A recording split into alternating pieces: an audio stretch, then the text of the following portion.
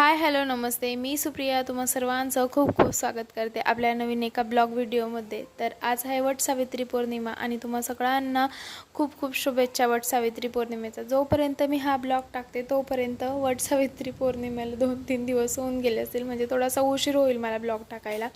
कारण वेळ जसा भेटला मी तसं ब्लॉग वगैरे टाकते करून बनवलेले असतात, पण एडिटिंग बाकी असते. तर सकाळी सकाळी घरातली कामं चालू आहे, जेणेकरून मग पूजाला गेली आणि त्यानंतर मग फक्त स्वयंपाक वगैरे अशा गोष्टी राहतील म्हणून. तर पूजेची तयारी करते मी इथे.